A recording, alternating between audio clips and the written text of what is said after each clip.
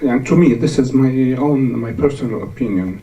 A film bears the identity of the director, and that's why when we outsourced people to make documentaries, we're eager to work with the directors themselves and give them a kind of freedom to, not total freedom, to choose the crew they want to work with, not to impose on them any technical crew, and also to reach an understanding on the editorial level. It was co-editorially produced. Also. That would be my next question, how you work with that, because on the one hand I can imagine that you have some sort of demands in terms of your audience, yeah, and in terms of what kind of programming they would be expecting. And then how do you work with filmmakers? It sounds like it must be very hands-on in terms that you were very much a part of the editorial, the creative process. Yeah, but we try to, even if you work today with Arte, or you have to see eye to eye with them. I had a bad experience with Arte, and for instance, you start working on start with scratches and 4 pages illustrating your idea on or your theme on a certain film, but when they want to put the film on the track, the editorial control change. And that maybe you're touching upon something that we're going to take in sort of the next phase here, in terms of how do we want to work together, but what is the actual reality once we sit around the editing table and when our words even before the editing table, I think the paper, and so far the paper is the main capital now, and this is the main investment. When you start to get approval on the paper, the headaches start from here. And it's everywhere the same. It's everywhere the same, and we live now today in a world of formatting things. What really matters today is the format. Even in cinema, if you look at certain festivals, for instance, in my opinion, a festival like Cannes, in the last 10 years at least, the prize-winning films are really formatted for Cannes. No, we can get back to that in a second when we talk about the international collaboration possibilities. But can I take one step backwards before we pass on to Giles? That is, if you were to define your audience, if a filmmaker is thinking, I would really like to address an audience in the Middle East, if they were to come to you, what sort of profile, what sort of expectations what kind of audience are you working with? We are working with Arab-speaking. Addressing which audience? More correct. Which audience? Yeah, we are addressing Arab-speaking communities.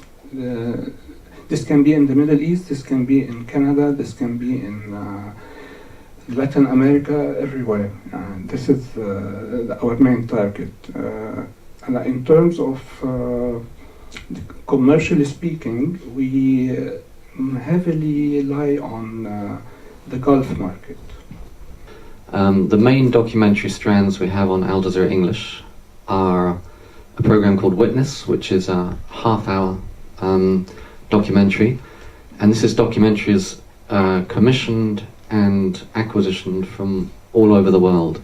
And Witness is a character-led sort of observation documentary where the character really takes the center stage.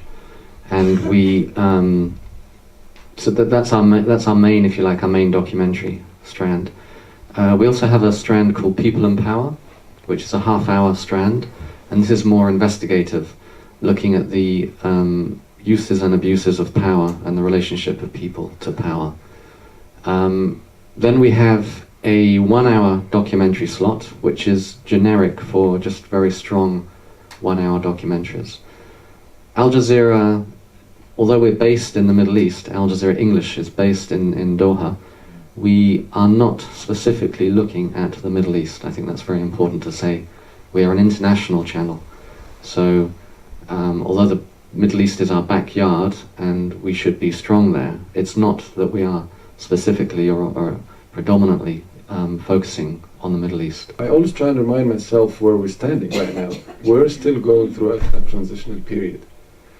You can't look at the media sector away from the whole political, socio-economical, cultural scene. And the whole Arab world is going through this, sometimes by choice, sometimes being forced into it. Yeah, I mean, we have rather rudimentary market research, but it shows that 48% of our audience is in Europe. So Al Jazeera English is very much focused on a Western, no, not Western, English language speaking audience, should I say. Something like 14% of the audience is in the Middle East, 14% in North America, which is interesting because we're still not officially given carriage in North America.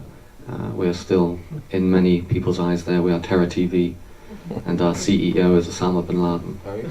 So we still, no we're not, but that's the perception.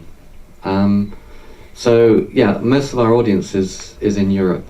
So we have many possibilities for collaboration with European and international documentary makers.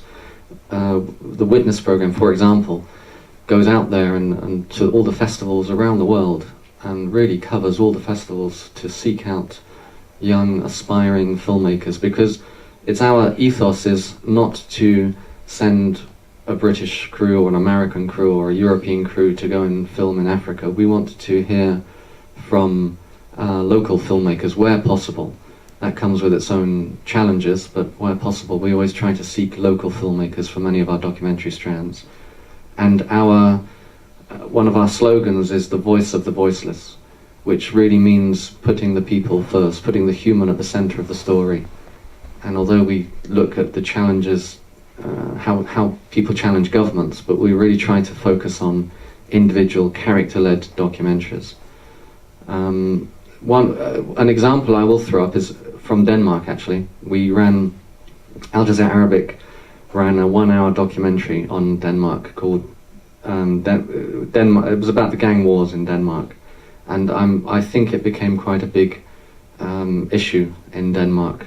It was a film about the rival gangs, the Hells Angels on the one hand, and gangs of Danes of ethnic origin. And it was made by one of our producers who's Danish himself, but of Palestinian origin.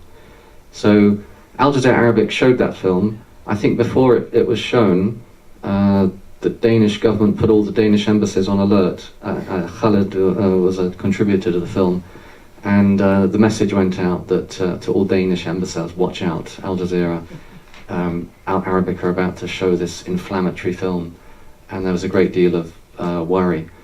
Actually, the film I think was very good. I mean, we had all sides of the story. They interviewed the Hells Angels, and actually at the time of the interview there was a police raid purely by chance when Al Jazeera Arabic was filming the Hells Angels, this famous Jorgi Nilsson, and got in. Also the film interviewed the other gangs. I think the Black Cobras was one of them, and there's a few other gangs who've developed since then.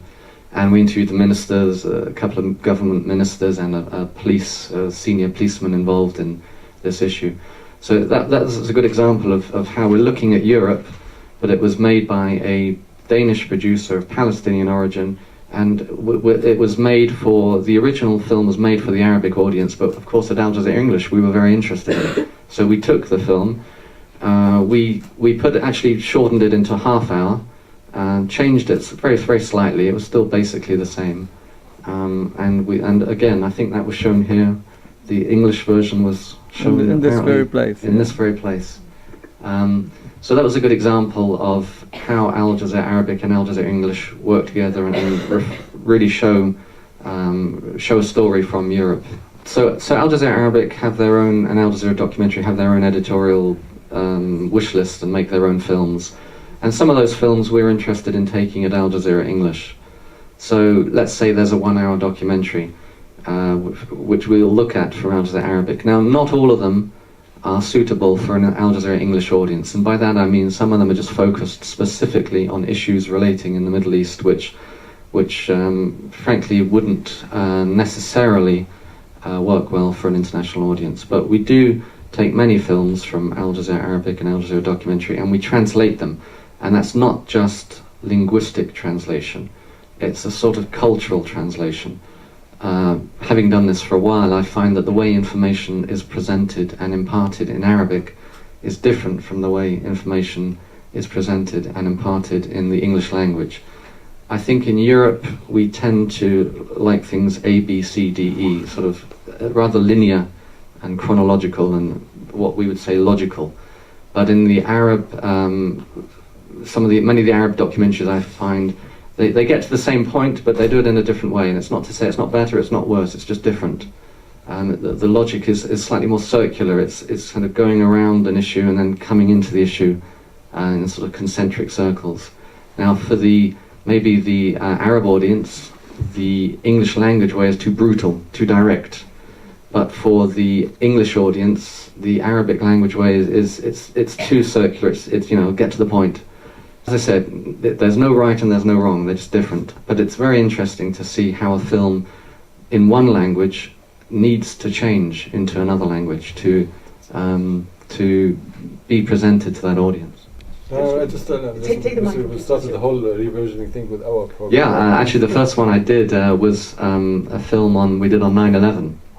And we did 4 one-hour shows for Al Jazeera Arabic, but we crunched all that into 1 hour for Al Jazeera English. Yeah, it's quite a job, I tell you. He started, it's a French producer. There was a project on the 70s, and because he traced back the terrorism to that date in the 70s. Content-wise, I understood from him there will be 3 versions with 3 different titles. One for the American audience, one for the European audience, and one for the Arab audience. For the American, they will focus on the hostage, the human aspect. They will re-interview the former hostages. For Europe, it's more intellectual into defining them. And for the Arab world, they will concentrate on the fact that when they hijacked airplanes, just to voice themselves. Hi. I asked him who would be the director. He said to me, the same director. Thank you to Mohamad, Yousri, and Giles for sharing with us. Let's give them a hand.